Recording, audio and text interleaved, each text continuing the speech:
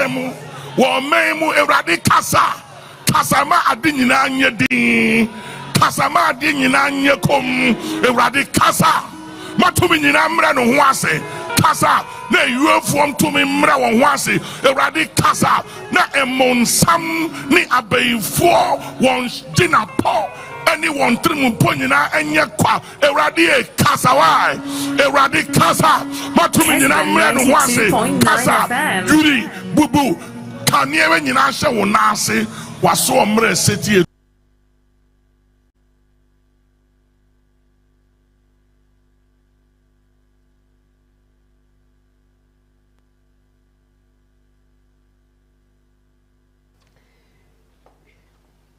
Yes, welcome to the program Ziega Take here from Nana Frimpong Ziega.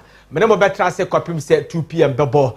Aha, and ne eye memenda said ye ebo no yi don kubia ye di Ziega Take at the free Kessben 92.9 MHz at the Bremo. Aha ye Kessben 92.9 MHz. Sara Kokumasen so a ye Kessben 93.3 MHz. You also live there.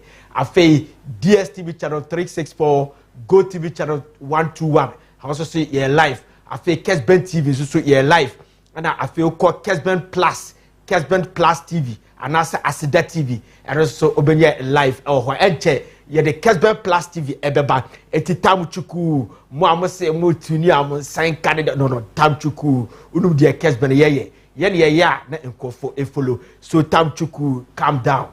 The Kessben Plus enche ye the eba e the abro. Okay, today we have a lot to talk about. We are going to Yebeko Parliament, Yakoka Parliament, Wasem.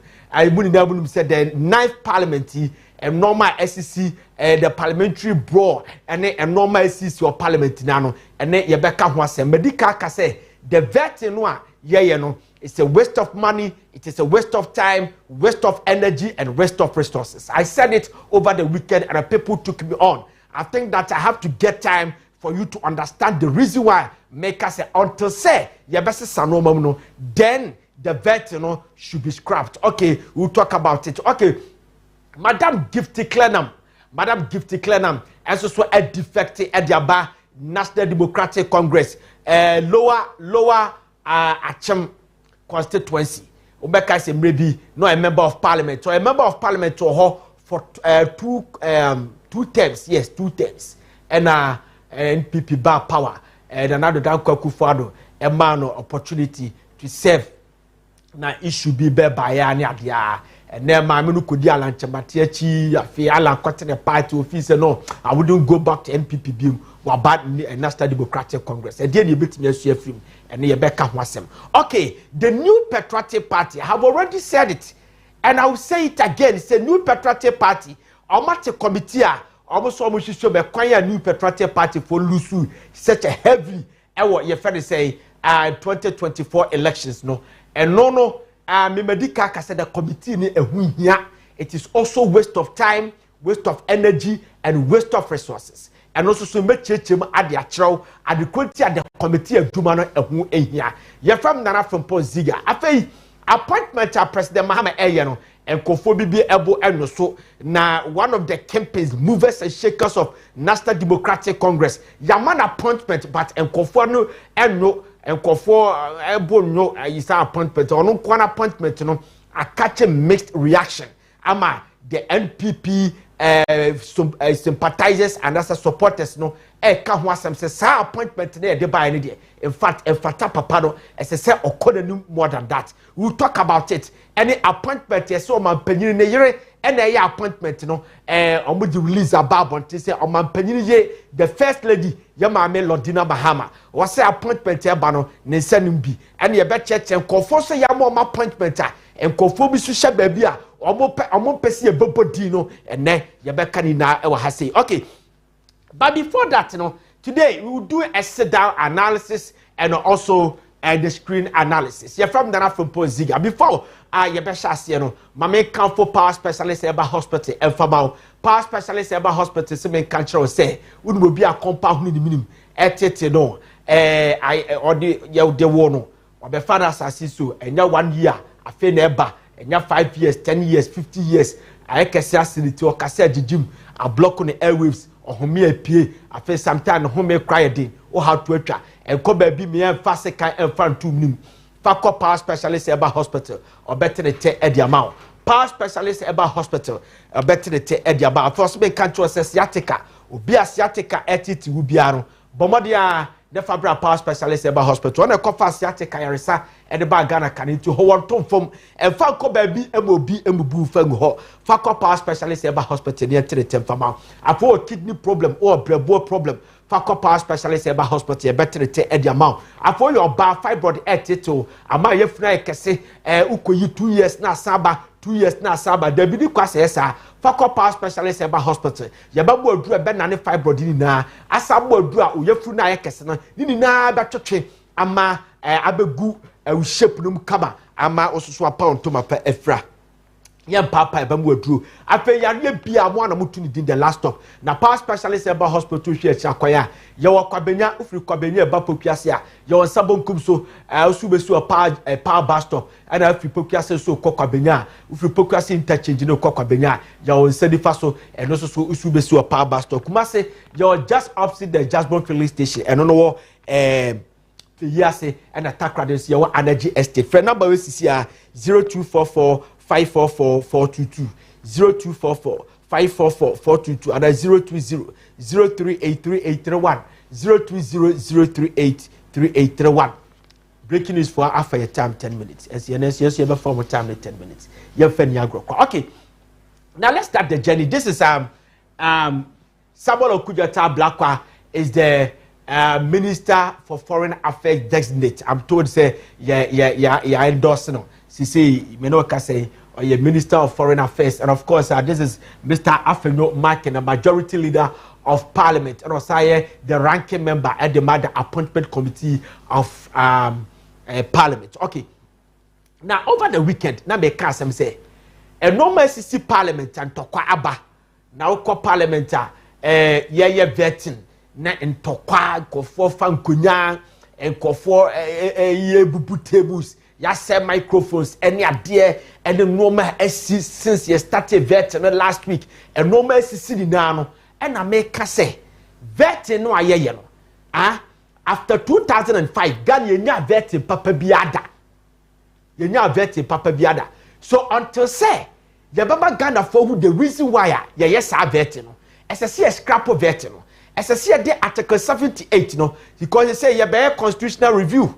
President Mahama has set up a committee or person almost share the constitution in baby tetema Ghana ye free say edi enya no ye amend a hodom no etiati abedweko bi a omoba behwem ko for say we should have been specific near shank baby President Mahama should have told us baby ono no free say ha no nanka ya sa de no eno de kasa bi a anase adie bi adache e de beka ho asem but Article 78 no ekire ekwan ya ye fa so omanpanyini appoint ye fa the ministers na me ba be kire adekonti a me say the vet no until say ye beye ade a adekonti a de vet no e ba ye no yentimi nye sade ne dia then we have to scrap the vet no ye ka ho asem so let's start the journey with Article 78. Be with me, don't go anywhere. Be with me. Today we have a lot to talk about. I'll play with some videos, any secret audios, many videos. It go blow your mind. Bring your messages. You better read the amount. Or message in your read. I'll make sure I say a better screen so you read the amount. Okay. So Mr. Ano Abana Kese Kakra. Now there are two TV so Ediamai. This is Article 78 of the Ghana Constitution. Or say Article 70. Or say Ministers of State. Okay, clause 1. Or say Ministers of State shall be appointed by the President with the prior approval of Parliament from among members of Parliament or persons qualified to be elected as members of Parliament, except that the majority of Ministers of State shall be appointed from among members of Parliament. Okay. Eti usha eyina Article 78 na was say ubetimi omanpanyini SSC opai the ministers. The side the ministers no opai ministers no SSC Parliament approve the ministers no answer. Okay, so a kwabe na Parliament betimi afa so a oba appoint ye fere say oba approve the ministers no. Enunti and I parliament, you want a committee or my side because the whole parliament, you know, 8 minutes side and your committees, our parliament, or my Jumane so make sure say, obedi ni pano ebe go through a certain process. They are share, ya doso de ni share. Na appointment committee na ye vetting. E di enti na say ye vetting no. Ye vetting no ni ahwe say ni pano ya nominate this one be minister no. Or ye fit for the job, or ye cut for the job, or ye competent, or ye intelligent. You understand? And also kuta integrity. Mutien yo, or ye competent, or ye fit for the job, or ye cut for the job. And I say integrity eye kama obetimi age minister enti as a vetting committee no doso nipa no mo hwe sa no ma no obudua no the report the House of Parliament that the whole preliminary no ahwe so betimi agina tum and I say omo engine tum. Okay, so let's move on. Now, so that is that. Now let me tell you something. Ghana na yawo emrebia at that parliament you found the conduct of public officers bill and in 2013 and they call parliament say obi a wo ya abadwuma bia no yawo conduct you found say code of conduct bia and no aban yemra nkasa ye de call parliament say e be pass 2013 to and they buy and 2022 so omule the parliament still omuntimi pass. But 2013 something happened in our parliament. A see no ena parliament ankasa who say sa public workers conduct bill na our parliament yentimi pass until said that one ebeba no esa parliamentary ankasa enya omo code of conduct omo di aduma. So the code of conduct of parliamentary bia a code of conduct and a parliamentarians at the aduma. So let's go and read the code of conduct of parliamentarians, Ghana Parliament. Quickly, let's start the journey with the code of conduct of Ghana Parliament. Okay, this is the code of conduct of Ghana Parliament. Or say, pursuant of the resolution, pursuant to the resolution of Parliament dated 4th July 2013, Appendix 1, or say purpose of the code. At the code here, sa code we say, and say, was said the purpose of this code of conduct is to assist all members in the discharge of all members. He's talking about members of parliament in discharge of their obligations to the states, the house, their constituents, and the other and the public at large. Let me take it again. Was the purpose of the code? The purpose of this code of conduct is to assist all members in discharge of their obligations to the states, the house, their constituents, and the other and the public at large. This is a bit caraman. I don't get this one. Okay, so a person says the quantity this code of conduct in the Bible to assist members of parliament. Send a bayo omeduma no omo ye no e de omo constituency. Omo de omo constituents. Omo de ama the house, parliament house ho na kasa. Any oman ni na oman mu ni na the public. Enti sa code of conduct no e the best guide the members of parliament. Okay, so let's move on. Okay, so that is that. So the code of conduct is very, very crucial to who read the code of conduct. A normal code of conduct, in fact, a dorsal power, but we have taken our time factor, and ye so and ye yibi ne yaka ho asem. The kind objectivity, the adequatia sa emra we see, and I say code of conduct. That's appendix 3.3 was say members of parliament must act and take decisions impartially, fairly, and on merit, using the best evidence and without discrimination or bias.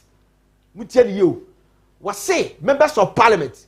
Say who you waduma, make sure someone you bias, make sure someone you yimu, make sure say waduma no. Say me say bia so do two ma kwadwa, and so do two susuba coffee. Make sure say onkoma ayi coffee 3 now ma kwami 2. Now what is happening in parliament? They say the appointment committee OCCA. We are vetting the Greater Accra regional minister designate and they are proven now about be substantive minister, Madam Linda Oklu. When you are just, there's some people are saying that 6 minutes. So roughly, young father say less than 8 minutes, and we'll do a parliament. But if people do more than that, after no back in, MX say, Madam no, omunim dada, omunim do more bet me. But omwa sisi amena okasai.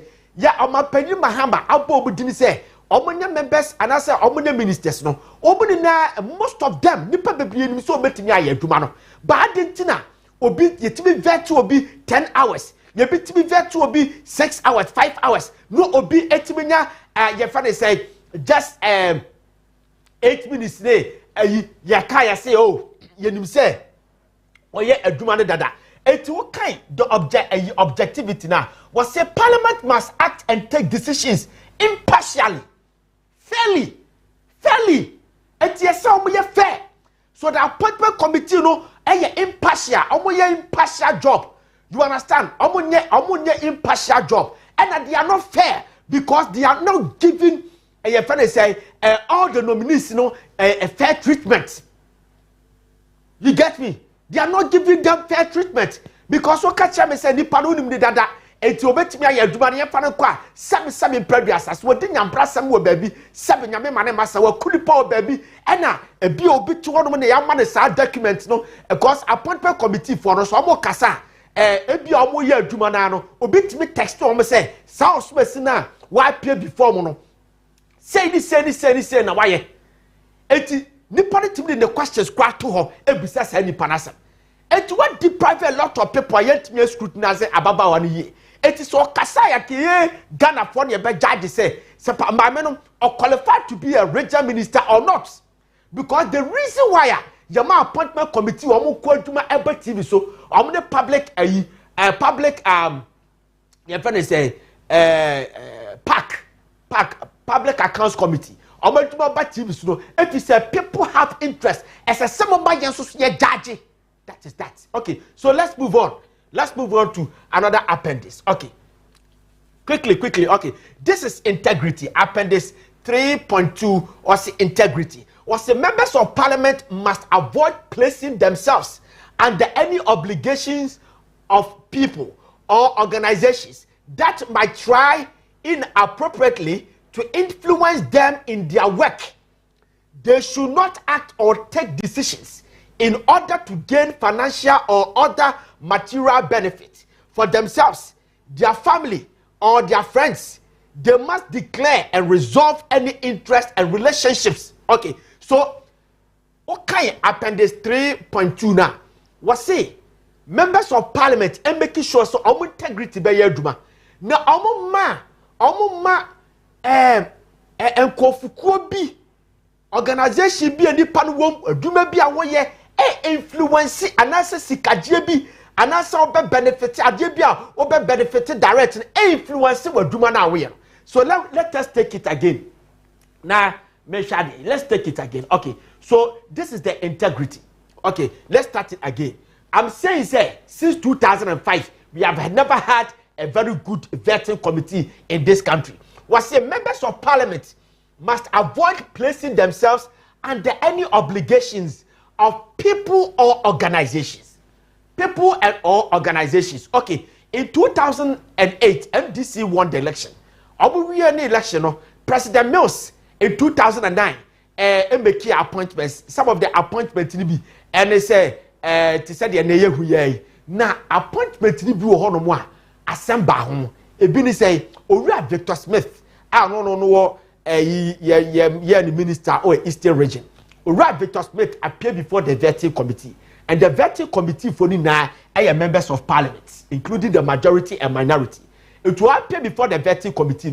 Nobody can say tamana NDC opposition say President Kufuor, maybe President Kufuor, any oil phobia, oil mugusu bi akwakoye oil D Kuwait.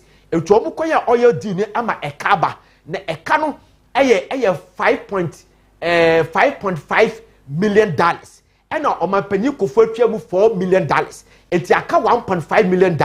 etu oba be use Ghana sika and they finance that you know and also our evidence etu omo pa omo friend of parliament omo pa omo friend shraj omo paniko for pound chair no court any ade obe prove their chairman paniko for bla bla bla bla kan se bebre etitama NDC ba power no and a papa no right Victor Smith appear before the vetting committee no bisa dey say sa asem na work say no omo paniko for kokoye say di no on throw more light on that issue. And for my, I feel was a political talk. It doesn't have any evidence. But let me tell you something. This is integrity. Because no one integrity be because he lied. And as I lies no amount to the defeat of New Patriotic Party. NPP for the beer. No mufi say I didn't tell you I'm prema. Yeah, approve papa no. When they went to parliament, the preliminary no, the majority of them are Ora Victor Smith, the party for any NPP for the be approve no. So the organization or kind organization or say people or organization. Organization could be organization can be a political party. The people can be ebia onamfonom ebetimi abase onamfonom wo ho enkofo omu free eastern region omu NPP for but onamfonom no ma fa kwabisu no oma approve. It was integrity. People lack integrity. They are appearing before the vetting committee. They lack integrity, but yet ya omu ya ade wi a na ja omu no ya approve the abom. Why the sense in vetting? Madam Amba Benuado the same year 2009 or catch or say 2008 election or say Koforu Jackson Park our Eastern region Madam Aba Benuado made us to understand say your friend said Nana Dan Kwakufuado eton cocaine and you nominated the same region minister our central region Tamai Obusan Sassam now now so Nana Dan Kwakufuado eton cocaine you perceive a because your narcotic offense bill you act for this country and to boy na ye kwachi nipa no was say political talk be some mint substantiate me ni evidence bia na political talk be shada na me kasa di pase ya kasei ni akwa prove no because the organization and all power no organization aye NDC and na war power omo the door so parliament no omo koni akwa prove no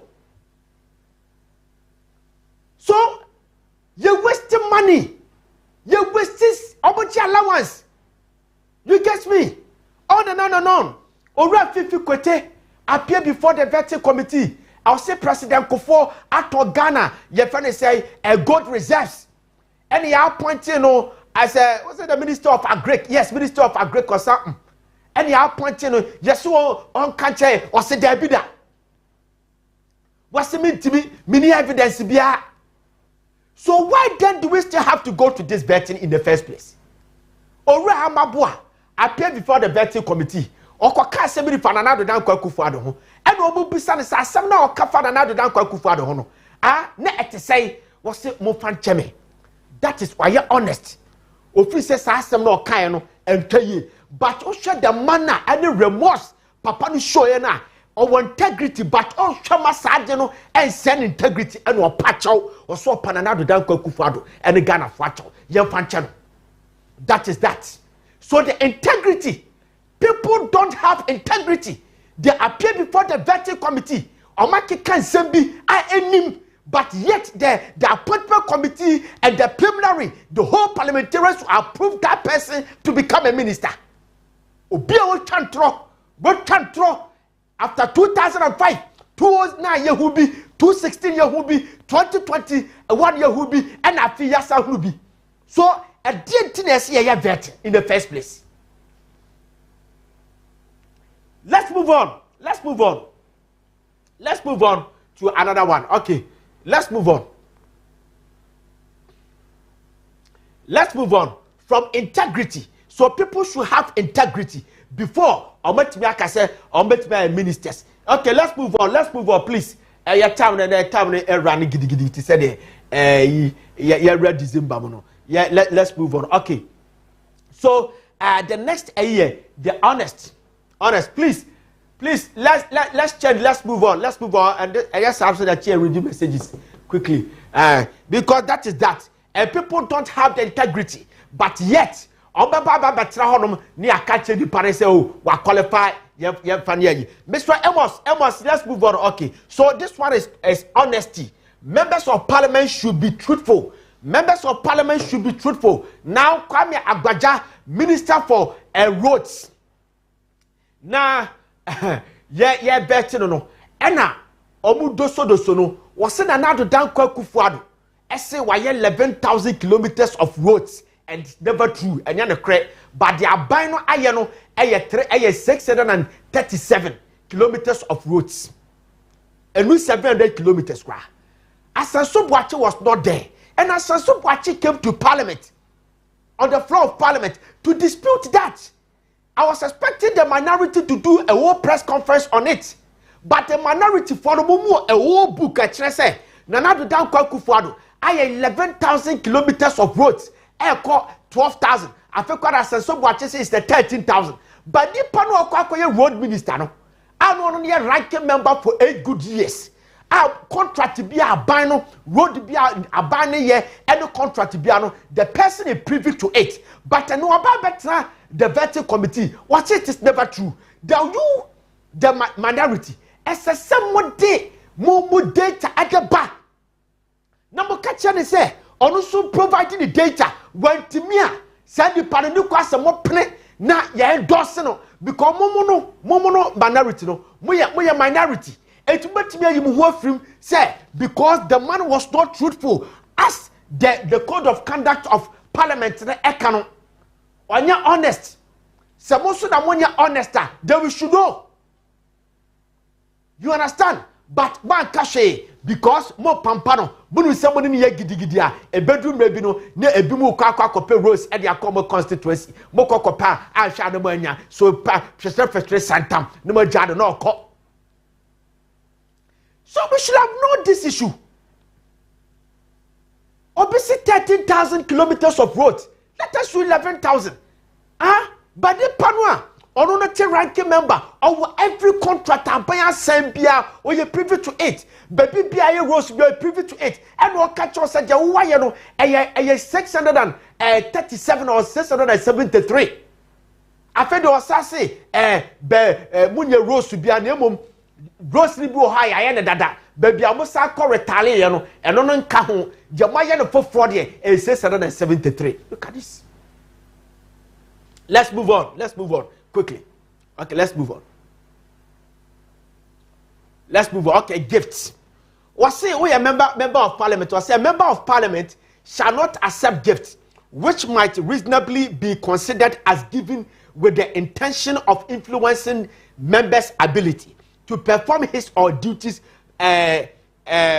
consciously. It was a member of parliament. And you question what a gift. Send your tea piano and you question what a gift. Now say Oliver Baka Vabao. Ekwa say the appointment committee no omoje bribe. Mutieni you omoje bribe. He appeared before the appointment committee, which means I disagree with that because this matter should have been taken on by said the office of the special prosecutor.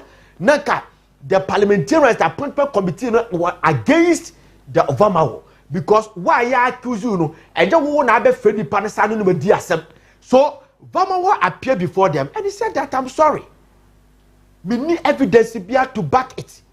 But ye gusuna asamne kosuna abeye he wa Ghana no and a manasa zuri the book could be a watro the book will review a book me say when you ora Joe Sewusu former member of parliament our Bekwai on a former chairman our appointment committee and former first deputy speaker of parliament sa papa no woni ni di nkomo and was sim ya tisi say more parliamentarians aya mo je bribe on was dabi yenye bribe na mom ebi aya veti ni panawie no na chief of staff di sika bre yesamonche chief of staff di sika bre yesamonche ni ebu say chief of staff sika na odi abrem samonche no chief of staff sika no if you onu ani bottom ana say o mani sika abramu appointment committee no more allowance ya demamo more allowance ya demamo. So why then do you still have to take a gift from the chief of staff?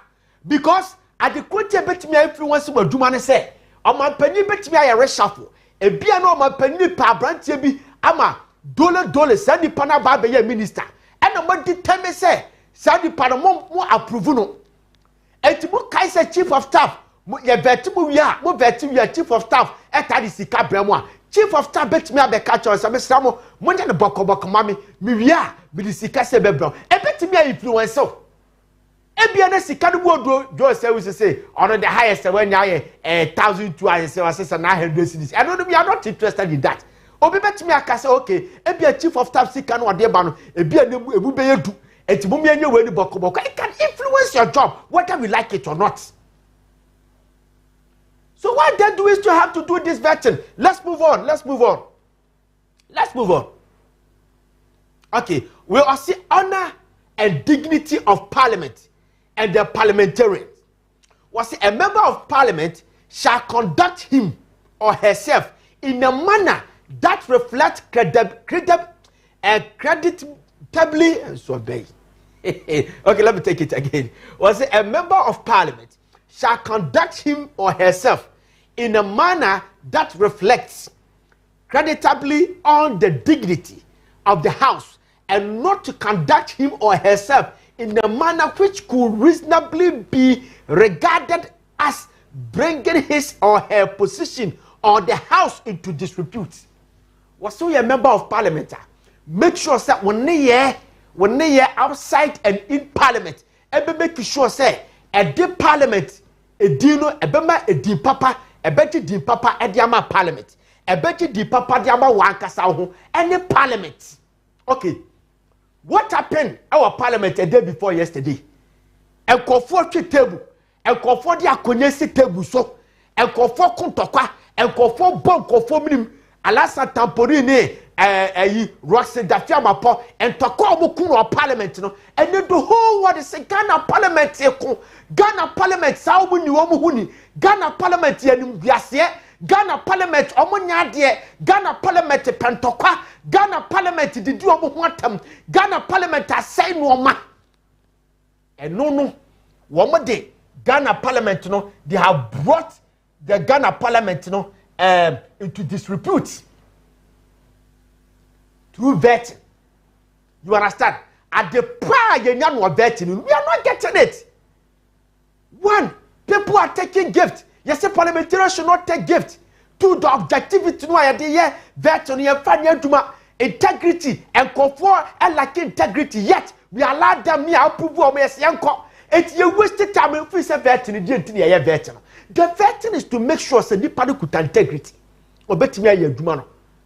Obuadie. That is the reason for the vetting. Senye Sadia, and then there's no need to say vetting. No, it's constitutional review. No, that Article 78. No, prior approval of Parliament. No, should be looked at. Yet me nyana dia be a chenchire se obi twantra. Young man nkoye minister. And yes, capo side in the floor. And then on my penny name nipa ni wi a pa no akwa ye na duma finito. That's all. Because vetting you know for so be a free vetting. So person be kind of crack. And my TV now was trying to bro for Kessben or mo kekano ensue wadwene. We don't get anything from the vetting. And for now for no opposition on that now on bisa question 10 and for can't try yet. They allow them to go and be a ministers. It's not propagandist in the Ghana so. That is that. Okay. Messages in the abapa. I will take our time and read it. But before that, you know, you have called the item number 2. Go to Facebook, search for Kessben TV. Program ni be yaba, kwacha wadwene, you be king kama sisia. Okay, New Patriotic Party. You be hating New Patriotic Party. But before that, you know, yanka messages in the kakrebi, yanka messages in the kakrebi. Na ye famamo. Messages na modi aban yan kan kakra bi ne fama mo ne yakom New Patriotic Party. Yes, New Patriotic Party. Okay, so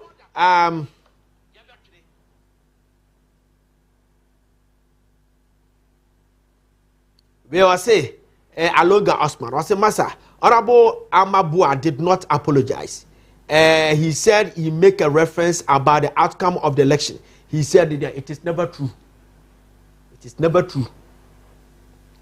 Honorable Kwesi J Yes, I can message. Say good afternoon, Nana Frimpong Ziega. What is going on in the Parliament House is no wonder because things have fallen apart in this country. Ghana, greetings to Mr. Asante Hayford, the Secretary Pensioner Association Secretary East. If you just say Gideon Boy Anas, or say from Anas Mamponte Kwabre, Kumase, or say the vetting committee. The vetting committee should be serious for their duties and let them do the needful because Mahama government is in hurry to fix the mess that Akufo-Addo administration created. Okay. Alema to Ibrahim was Ziega. Why can Oforiatta vet 2 days? You're vetting for 2 days and you have some questions. You vet 2 or 6 minutes. Shade Eugene was that is serious. Okay, Brad George at the boss code of what? Every time we can't conduct instead of conduct. Abbas Abogobo, baby, will be a chat. I will say I perfectly agree with you that the purpose of vetting have been reduced to concept meeting. The MPP and the minority must get serious. Okay, what can GH Ediaba or say the micro minority can decide to boycott the 9th Parliament? We don't care. Okay, on and on and on. More messages. Fast found the bra. Okay, so let's go for our montage. We'll come back. If you're montage now, you beba na you do trust you the about the trust to Eddie Abreu. You're from Nana Frimpong Ziega. Watch the montage right now.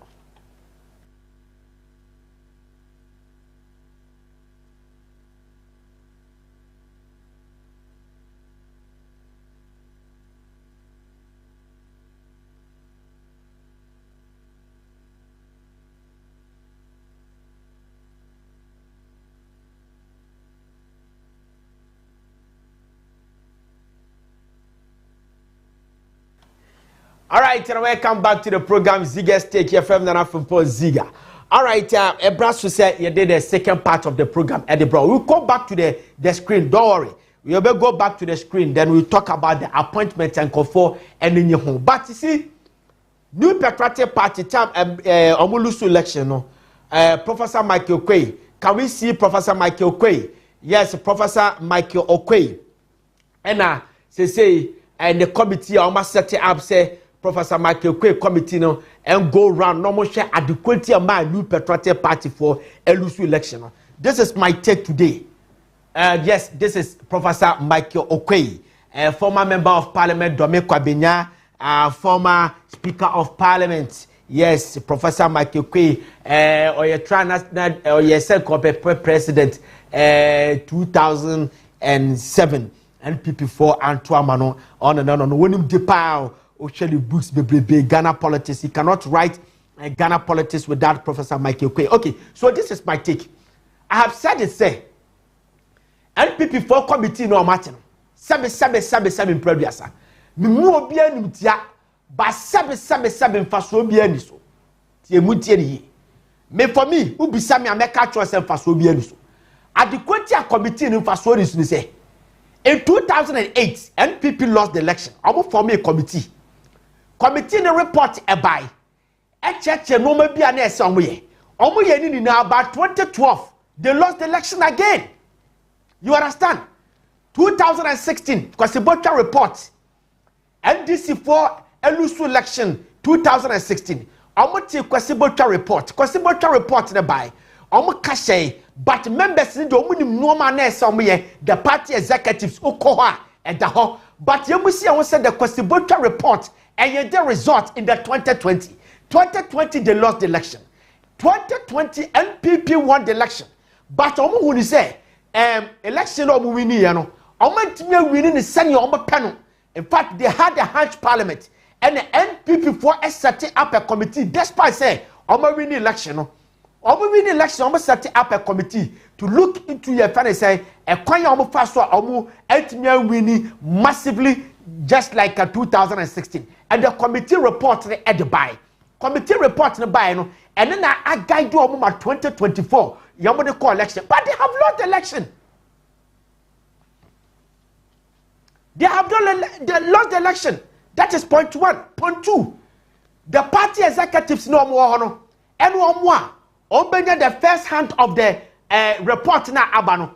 I'm told and it's likely say report na eba One more office one, or bet me I get a report, no. Asana about Bonton and Sana, or my dear Cobb, be a free say. Woman, report to the Kutamo, it's a dear beer and favor the panel. What bet me I must report, no. And favor, or bet me I get 200 film just to make sure to suit his political career or her political career. That is that. Or bet me I what I'm suggesting to New Patriotic Party for say. Munya open forum, muntie the ye. Munko constituency to constituency. Na munya open forum. Na mo man konform be ka o masem. E konform be ka de ahia omo. Ade a aha omo. Mo man konform be ke kasa no omo no a. E bema yaw bia woni panu no apie. Ne kasa committee report ahwa mo na mo ko bi so omo asem. Mo ko constituency wa. Enye omo ni na mo be hu omo. Na mo ye deba na ye boda for 3 days. Obia be kana sam ne ye video ye audios na mo sade de ba headquarters na mo hwade ni na mo ba huru ba bia problems ne wo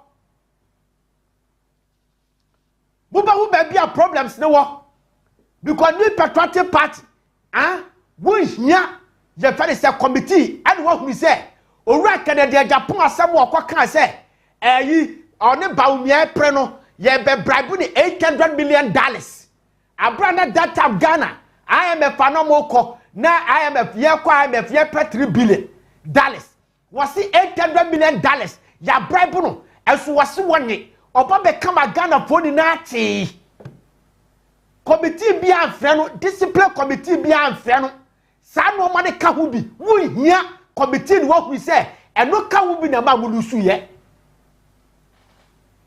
eno ka hu bi ena ma mulusu ye.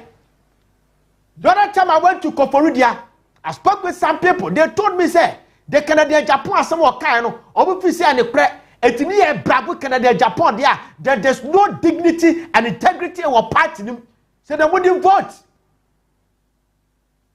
Jamaican watch I say, then let's have the pictures of Okoboy. Your friend say, Mami Dokua, and let's have the pictures of Okoboy, Mami Dokua, and Ora Canadian Japan. So that is that. Ora Canada Japan can Zambia before the election and one and NDC for the year campaign. They differ Dr. Baumia home, they differ New Patriotic Party home, a Kahuna party in lose election. You don't need a committee to know that. You don't need a committee to know that. Yes. The middle woman, your friend is a Mami Dokua. Mami Dokua, a member of Parliament. I will clap himself. Was it Samia Uku Baho? Want to be? And to Waba, or you, your friend say, or Kaikwe Central, or Kaikwe North. Will be and can be and trying to say, sir, exercise now more, you know, a bet to be a creative problem. Ababa want to buy no baby need not, you know, and Kofu no party no man one and another campaign. Now, Baba want to buy no. The we are no crowd who are a crapum south one and Kofu can't change says Sadian wouldn't mean from ma your friend said or Kaikwe North. Wouldn't be from more Kaikwe North because Ghana will be out your person or Yano will be better me a rasta will be better me a capunk will be better down cuts will be better about the so being about the cell or be out the Yano. No, so open to be able to say your friend is a member of Parliament. Yamoya sumu miensa e pass badi shishamu ko pe vote e ye bring me back the power tonchai ababa wana bona su miensa abonu hnim e di jankofo wo pe vote e ye party for mu hu imu mi se sa de no contribute bi obi anka Mr. Okoboy wo show bi ti say onabu ayiku Honorable Ayiku, our Lojokuku, Papa Wasika, was I a member of Parliament. Our filling stations, and we'll cut off for you to our friend also, Konakoja Kakra. That's the drivers to our Moko Fuel Kakra. We'll be businesses, our Lojokuku, one man called for DA, our Lojokuku, and looking at another down Koku father who is a no, and your mamma substantive minister.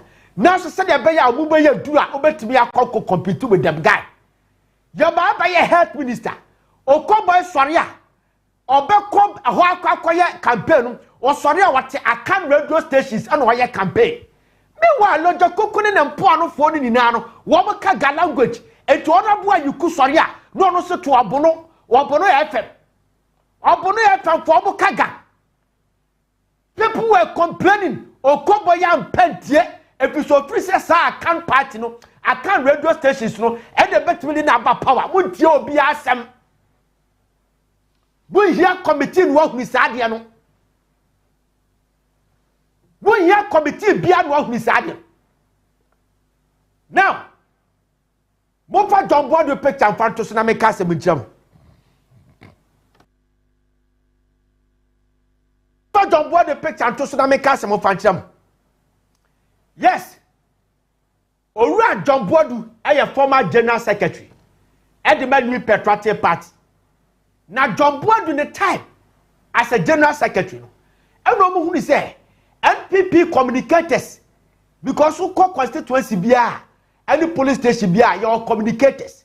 Now communicators who call radio so, Echo Mountain, TV so, and the baby sorry damn name, say baby Echo Cobos party no the room. Mr. Mammy Yansha or John Board why? Ah, I will Cobo party no and with the room. Some call for the sub party no motivate you. It will run John Board initiative at the Bia. And no normally baba. Yes, see obi on your communicator Bia benya 5,000 Ghana cedis every month. 5,000 Ghana cedis. Eti Sikadu Koko say regional chairman no so. Etu your communicator that's a 5,000 why Libya. I couldn't come as a regional chairman. Baby, I would be some your trouble can you maybe 1,000 Ghana cedis a month. You maybe 2,000 Ghana cedis a month. You maybe 3,000. If you cry on my mom 500, a Jenny at the Diakaba so, no party the Dimuno, yes, you will be a more 5,000. Well, we here committed to know all these things. So we are there by conform about the car. Say, I don't hear communicators. You call radio so near my Sika. A bit PM, we say, Sana party chairman or the more man as an on farm. That is what Ora John Board did.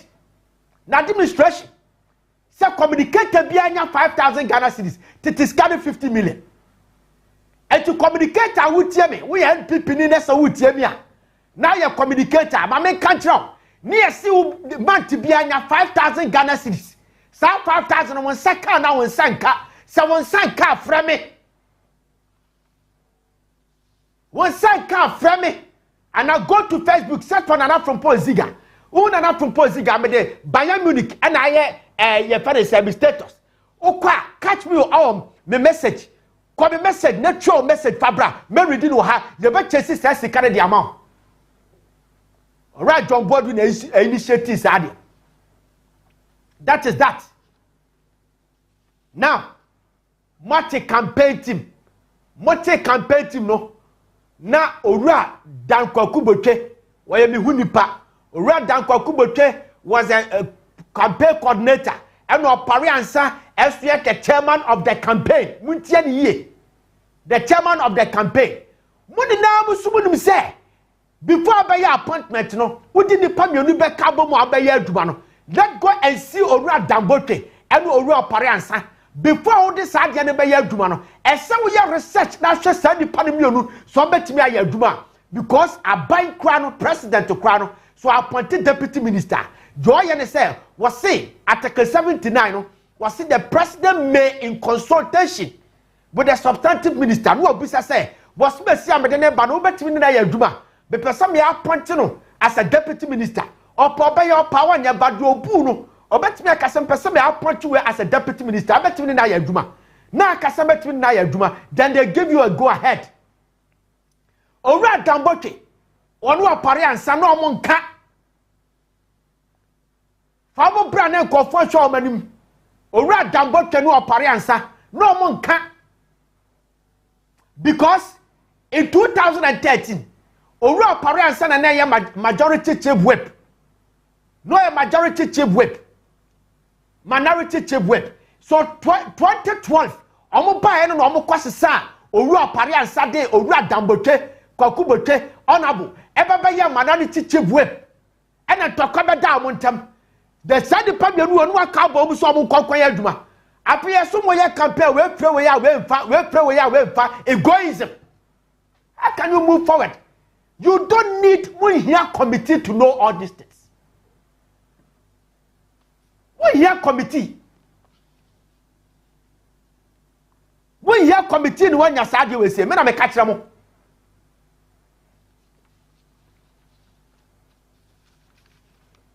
Now, Right Justice Frimpong, the Chief Executive Officer, Edmund Patriotic Party, was a party no, omulusu no, factors in the spiritual, and people don't get it. I don't know why that somehow and Kofobi 7 previous omulusin. Nipane say you lose the election. Election you lose and some of the factors. One can say the factor was some of the factors spiritual. Who could that? Who bombay? Who compared to my bombay? Who by election our bombay? Nobody no say. Or say some of the factors really spiritual. Who you also want to ask here and you no crack? Metiasi and who you also some of the factors really no crack? Spiritual and you no crack. Ba wo kwa asore die nti na wo kwa asore die nti na wo kwa asore honorable chairman Sabosu ye de aduro kokosha ne seat ase our parliament. Honorable chairman Sabosu 2009 obi de aduro juju kokosha ne seat ase our parliament, and the speaker of parliament Madam Joyce Banfu Ado eti committee si yeshisham. Jamaican watch us here. Parliament in that hono, you had one quarter for Bahaba sprinkle, white, and you concoction or order. Then that will be say, Lucy and a be a spiritual. I must want to ask you. I don't get it. Yatamane Yasu, President Mahama, Elusu 2016. He says something which was so brilliant. One of Kofi Adomang when he interview. What say? Lucy, no. Ne be a spiritual. E be a spiritual. And people for the idea katakata nkofobia ni enti aduma me ye pa na nkofu ahuru aduma me ye Amapade Mahama na num asem. Let's go and watch that video and come back and close. Let's watch that video quickly.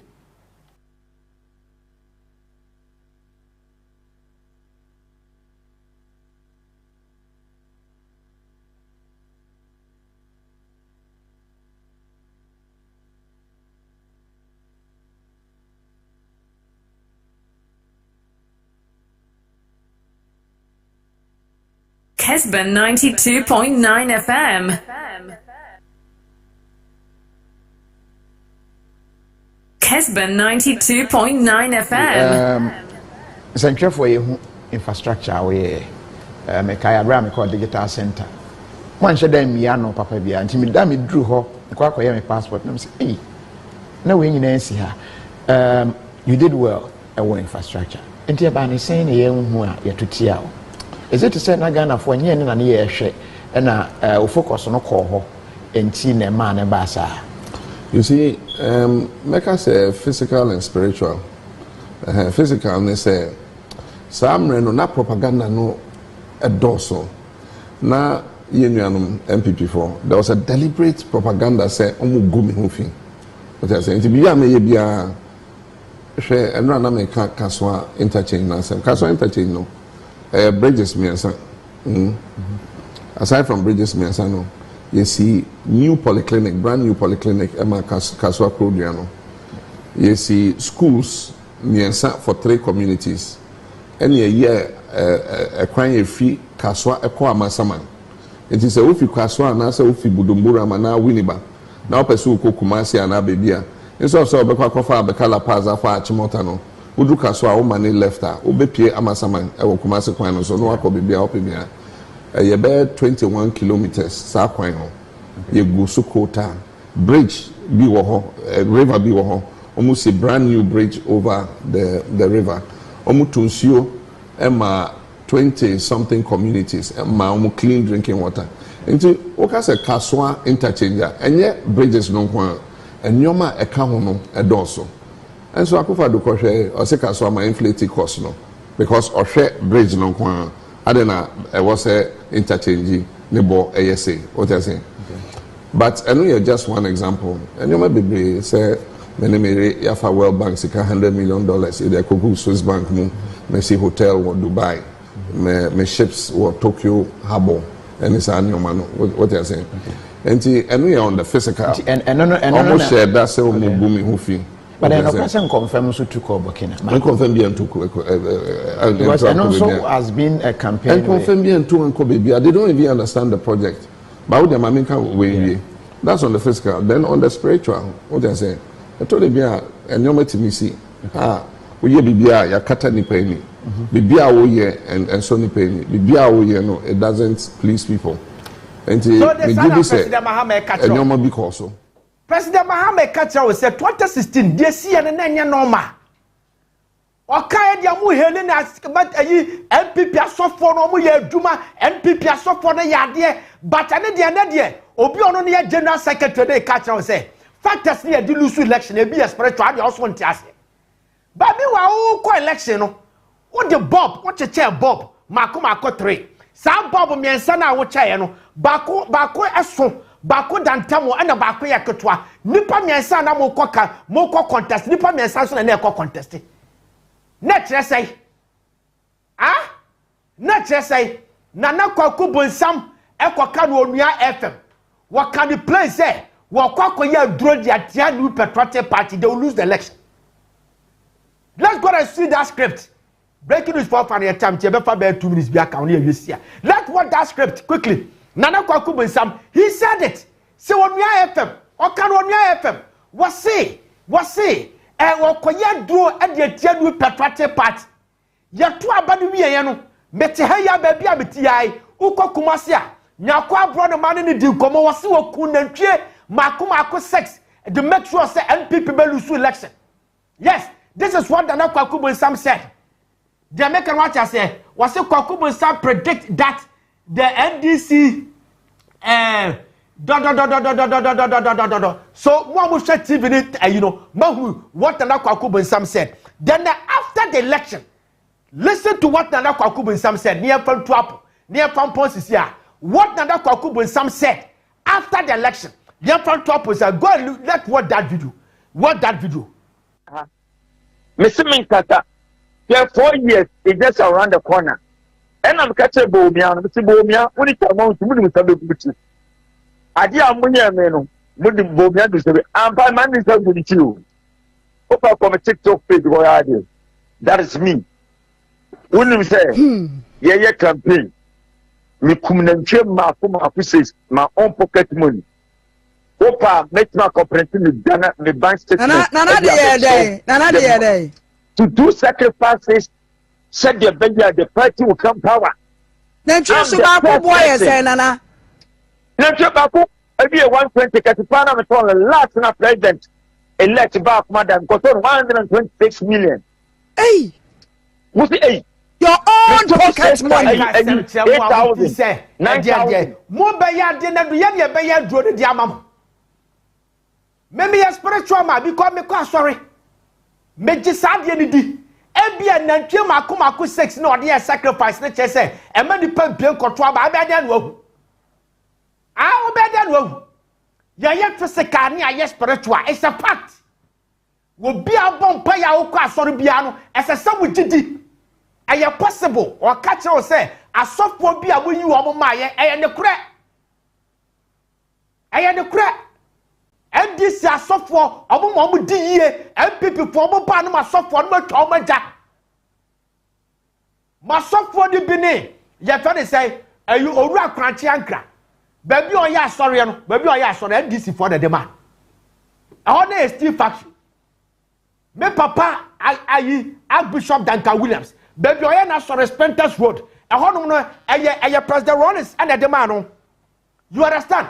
Oko ayi Archbishop Adinasaru Jolu baby oye na sorry sisiano eye NDC for that man to ye ho na ye ku nantwi na mo ho onu aka da bi oka wose ye ba ha da bia na ha na e cow dank ene nantwi mo ja wa ha sei NDC for mo ma di ye Oru Abraham Lamte Reverend Abraham Lampton, Rollins that didn't call Cuba Cosinia. It is one jet Jumanwa, one yen or do NDC send your don. Namo, more sufferable poor more year Juman.